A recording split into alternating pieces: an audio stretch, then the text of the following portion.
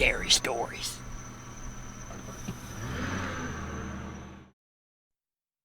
For some context, this took place in June 2018, about 2 weeks before I turned 18. I'm female and had just finished my A-levels and decided to join Tinder for a joke, just to have a bit of fun and waste time. I thought it would be fun to put my Snapchat in my bio just to see how many people added me, and I admit I enjoy the attention from guys.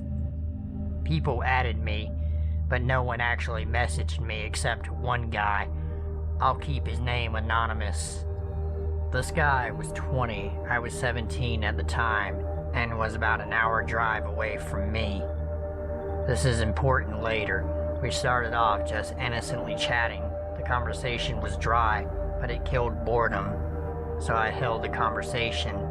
One day, he randomly popped up asking me, "So, when are we gonna meet then?" I was hesitant at first, but I agreed. In the end, after I ran it over my parents, I invited him over to my house. I don't know what I was thinking, but I told him he could come over. He got there the next day at 9 a.m., bearing in mind he lived an hour away from me. First red flag. I was confused as hell and wasn't even dressed for the day. Nevertheless, I invited him in and finished getting ready. We just chilled and watched films all day before I headed off. Around 2 p.m., we chilled by the beach for a bit before coming back to the house at 5 p.m. I was expecting him to go home after that, but no, he stayed. We watched a couple more films, and every now and then, I would look over to him and catch him flat out staring at me. He would lock eyes and would say something creepy like, "I love your eyes," or "I'm so glad I have met you," all while knowing me for all of 8 hours. I regret to say we ended up kissing.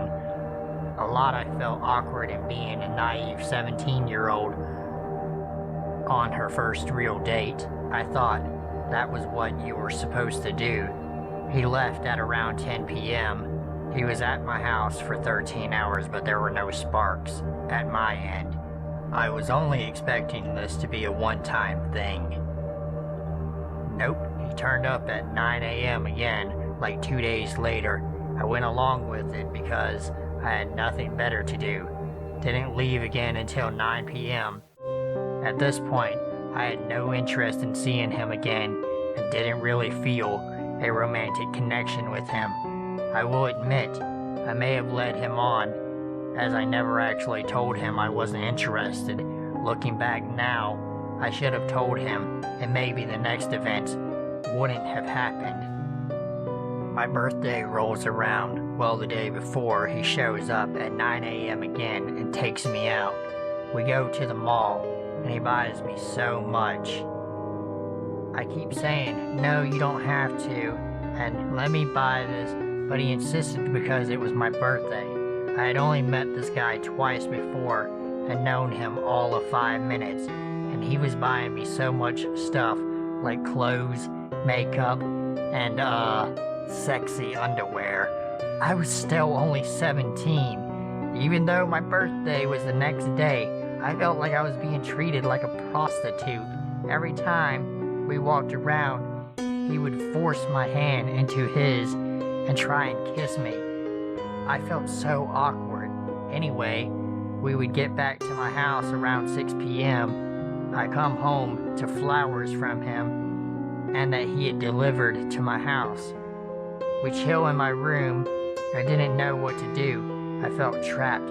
I felt like I couldn't tell him to leave because he had just spent so much money on me. Anyway, he tried to have sex with me, and he kept saying, "Come on, didn't you have a nice birthday? And I came all this way for you." Just creepy stuff like that, trying to get me to sleep with him. I just kissed him and told him I didn't want to. I wasn't a virgin, but I definitely didn't want to sleep with him. He finally leaves and just break down crying. I don't know why. I just felt so trapped. I tried be cold with him over message and stuff for the next few days, hoping to scare him off. Nope. About 3 days after my birthday, I get home from work at 9 p.m. Guess whose car I see parked outside of my fucking house? Yep. I walk in, and he's just sitting, chatting with my family in the lounge. They seem to really like him, even though I'd fucking told them how creepy he was. We ended up going to a local pub and getting drinks. We get back to my house, and I'm pretty drunk. He ordered me spirits, pretty much, even when I hadn't even asked him to buy me a drink. So I suggest more drinks and crack open a bottle of bubbly I saved for my birthday. As we are drinking more, he gets quieter. I look up at him and ask what's wrong, and he suddenly grabs me, kisses me, and tries to put his hand up my skirt. I immediately push him off and stare angrily at him. He then looks at me with a really sinister look and says, "I deserve it." Because he had alcohol, he couldn't drive me home, so he had to stay over. I tell him I'm too drunk and I just want to go to bed. Luckily, my mother happily showed him to the guest bedroom, and I didn't see him again until the morning. I woke up around 9 a.m. and walked downstairs to find him cuddling my cat in the garden. I tell him I had a call from work saying that they need me in about an hour and that he needs to leave. He tried to protest, saying that he'll wait till I'm finished and we can hang out, but I tell him no, and that I'm seeing a friend later, which wasn't a lie, but the work lie made him leave quicker, and yet he still protests, saying we can all hang out together. Eventually, he takes no for an answer and leaves. I cry and tell my mom everything. She still likes to tell me that he wasn't that bad to this day, but she didn't have to deal with him like I did. I meet my friend and tell her all about him, and that I'm going to leave in a couple of days, and tell him I don't want to see him anymore. However, that same night I get a lengthy paragraph from this guy professing his undying love to me. Some of the most memorable quotes from this are, "You were my whole world. I'd be nothing without you, and I'm so glad I have met you. I can't wait to share a life together." That was it. I had to be straight up with him. I told him everything, that I didn't feel a connection to him, and that what he did to me when he was drunk was not okay. I even offered to return the things he bought, but he said no. Surprisingly, he actually apologized and said he was sorry for making me feel uncomfortable. Brilliant. Nope. He started stalking me. Anyway, who's got Snapchat will know that you can view a map that tells you where all of your friends are. You can turn it off so people can't see you, but I customize mine so that only people I'm close with can see where I am. He was one of them. I forgot to turn it off, and whenever I went out, he was there about an hour later. Remember, he lives about an hour from me. I first noticed he had followed me after I went to the beach. Same one I went to with him, with my friend. About 2 or 3 hours into our day, we were getting ready to go home. I opened my Snap Maps just so that I could see that me and my friend were together and show her. When I saw who shall not be named with us, his little Bitmoji character, probably like 200 yards away from us, seen just now, my eyes widened. I told my friend that the guy I had been complaining about all day was literally here, now with us somewhere. We both panicked and sped walked to my car and drove home. This happened 2 more times, once again with the same friend, when we visited a reservoir near my town. There was no reason for him to be there, so I messaged him. I asked him what he was doing at the reservoir when I got home. He said he was taking pictures, but the reservoir would have been more like a 3-hour road trip for him to drive, and he had never mentioned photography to me before, so I did not believe in him. It happened a third time, and that's when I blocked him. I was with my goddamn extended family in a restaurant, yet this time he messaged me his location on Snapchat, which is a little thing you can do. He was in the fucking building. I had to then come up with an excuse to tell all my extended family, who I haven't seen for months, why we had to leave. I told my mom the truth, and then she explained to them after. They were understanding. I'd had enough. I didn't even message him again. I blocked him on everything, and I didn't hear from him again.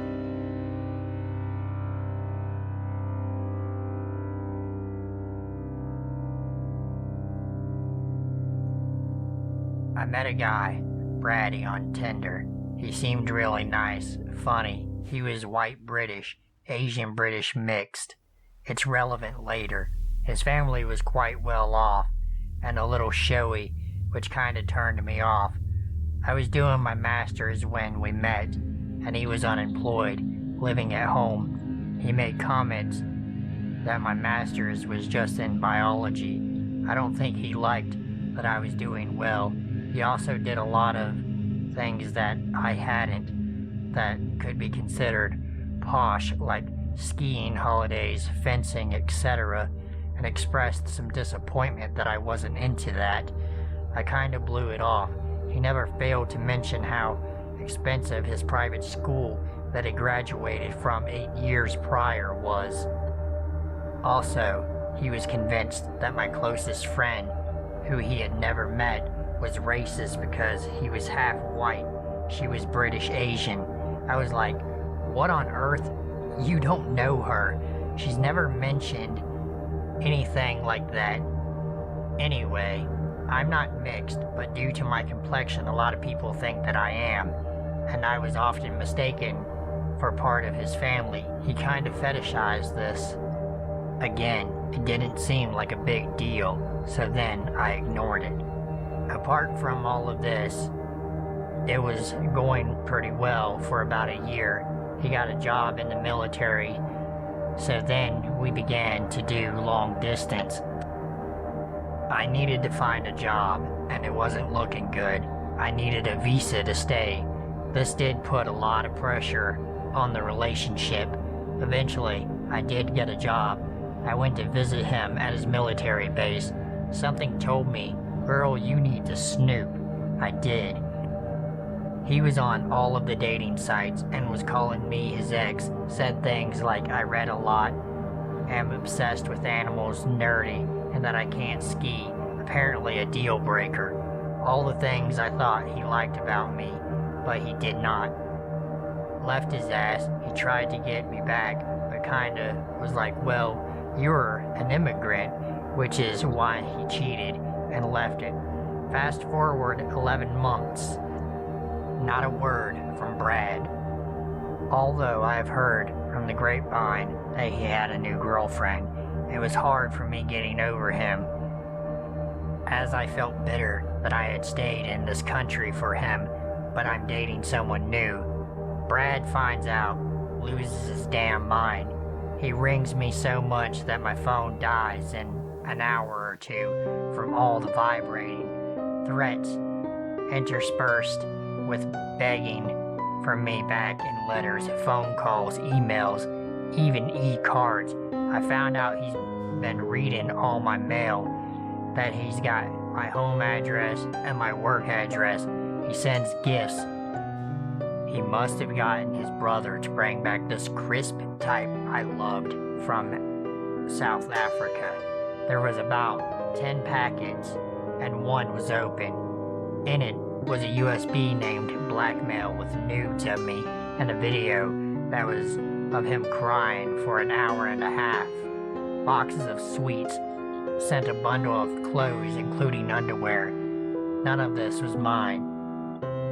He made A1 collages from puppy pictures in magazines, the kind of thing I made when I was 8.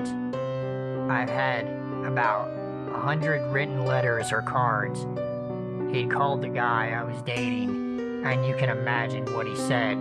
She's a slag, she's not a virgin, etc. He contacts my mom saying the same thing. I think he'd like the idea that I was a conservative Asian. I'm an Asian, but we aren't a conservative family, and that I'd be disowned. Mom ignored him. He threatens to come to my house, sends a picture of train tickets to where I live. I'm now scared to stay at home, despite my 4 housemates and I are terrified. When his grandma died, I sent a sympathy card to his mom. This was like only a month into the stalking, and I felt bad. At the time, I thought he would get over it. I did like his parents and his nana. He made out like I'd kill his nan because he said he was busy calling me instead of being with her when she passed. He said that he failed military school because of me, and that he would contact my grad school and get me fired from my PhD. He sent the same threatening letters and pleading cards to my office. Many of them said how he'd get me deported. I was a nobody, and he was a British citizen, as if it was like a Nobel Prize, and he had ruined my future. I was there legally. He was obsessed with the idea that I wouldn't get back with him because of his race, and that I wanted a purebred because I liked golden retrievers. He said I was a racist, and that it would come back to haunt me, and I would have no future. None of this was true. I didn't want to be with him, but that was because he was a cheater. I thought he was a racist or weirdly obsessed with my race, and he was harassing the life out of me. I'd done nothing wrong, but I was still terrified. It was back in my parents' home country. This is the kind of thing that could get you fired. I went to London with my dad and family. My sister's boyfriend's sister put up a picture of us on Instagram. She wasn't private. 3 minutes later, Brad had seen it and made a new account to message me saying I'm coming there. So now he's watching my sister's boyfriend's sister, who wasn't close enough to have blocked him. She probably didn't know that this was even happening at the time. Every time I blocked a number or account, he got a new one. I didn't do anything for 6 months. I felt so guilty. I felt bad for his parents, worried he would lose his job, and was scared of him. I felt bad to worry my parents. This was their biggest fear. I'm 10,000 miles away, and some crackhead is after me. Eventually, I started bawling in front of everyone at work. When yet another letter arrived, I was too scared to go anywhere. I was terrified of unknown numbers. My supervisor marched me to the police. I told them everything, and they said, "You have 3 options. A, we do something about it now, but in courts, it can take over a year and you'll probably have to see him. B, we call and give him an off-the-books warning. Or C, we don't do shit." I told them to let me think about it for 2 days. I'd tried before to call his parents before, but he always managed to intercept. I found out his dad had gotten a new job through LinkedIn after previously working from home. I called him at the office and told him everything. Well, his parents had thought that all this time we were still together and that I didn't like them anymore, hence why I hadn't come to see them. I said, if there's anything else, I will go back to the police.